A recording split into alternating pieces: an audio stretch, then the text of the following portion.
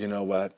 I was initially going to do a video as it relates to Ferguson, ironically and sarcastically talking about how, oh, I wish people would just understand that, you know, why do we have a problem with the fact that this innocent man got away with murder? It's not a big deal. I mean, he has a wife and he still has his kids that he has to take care of.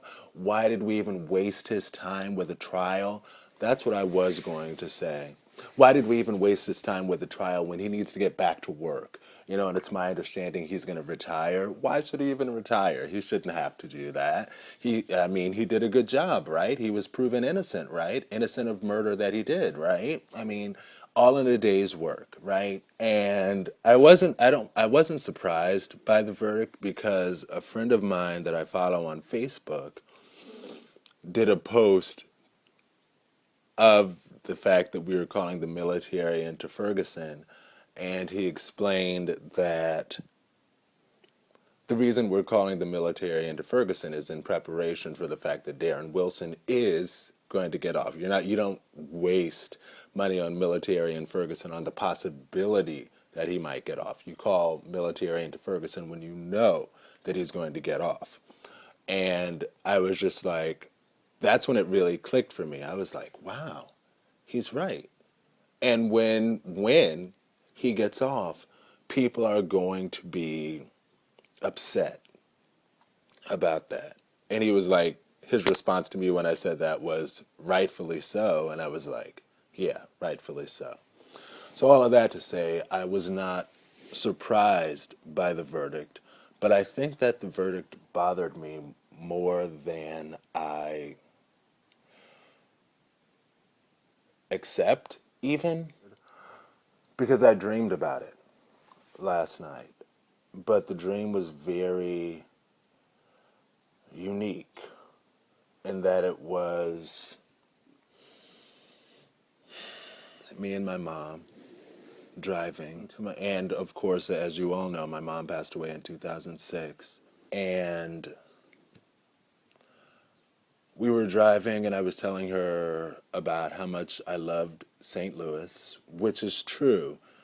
I've only been once, but the one time that I was there, it really reminded me of Baltimore, but Baltimore like in the so-called heartland of America, and that it was very diverse, very ethnically diverse. When I moved to Baltimore after graduation, it was just like a whole new world for me. And as far as like races just all being together, and it just seems like, people just got it there. People just understood that people are people and it doesn't matter. And I got that same vibe from St. Louis. And I was telling my mom about that in my dream. And I think that's why the Ferguson situation bothered me so much subconsciously as well.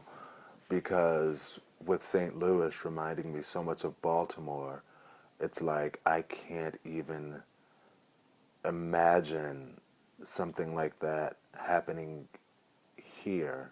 It's very scary in my dream.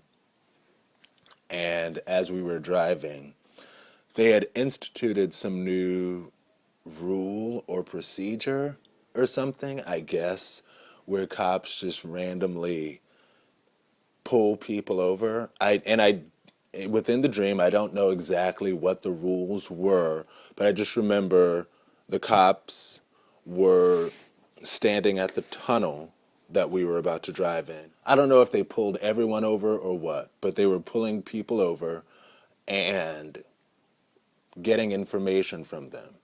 And it was just a part of a new policy.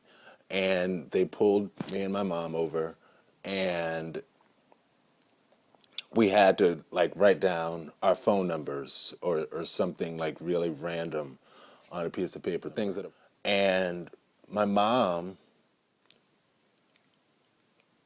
she had a problem with it, and she didn't feel as though it was fair. And my mom, even when she was alive, was very, I don't want to say outspoken, but for lack of a better word, outspoken, definitely spoke up when things were wrong. She was even comfortable speaking out on things like equal rights for same gender loving people and stuff. She wasn't comfortable with the fact that that was like their new policy, and as the cop pulled us over, and I know in real life my mom would know better than that because she's the one who told me when a cop pulls you over you do exactly what they say, smile and nod and all of that stuff, because she knows that's what you have to do. But in this particular instance, she was like, this is unfair. No, we shouldn't have to provide this information. This is an unfair policy. There's no reason that you should be randomly doing this to people. And I remember actually, and this is what disturbed me most about the dream. I remember turning to my mom and being like, Mom, this is what we have to do. So let's just do it, please, so we can just go on, okay? And I think that spoke volumes about me and how I am. And it reminded me of that comic strip that I saw years ago in the city paper in DC that was something along the lines of, first they came for so and so, and I didn't worry about it because it wasn't me. And now they're coming for me, and nobody's coming to help me. And it's just like, well, because they're not worrying about it because it's not them. And I think internally that's just how I am with different things. And that I hate to say this because it sounds so making light of a deeper situation, but I'm a go with the flow kind of guy. So if they were to initiate policies like this, I'd probably be the type of person to be like, well, this is just what we have to do, so let's just do it. They, I mean, we did just go ahead and elect all of these Republicans. I think America has spoken. In spite of the fact that I was watching Bill Maher, and he was like, we voted for all of the Democratic policies, but we voted for all of the Republicans, even though they're opposed to those policies. Like, anyway, the dream really spoke to me enough to get me up 2 hours before my alarm clock went off to record this video.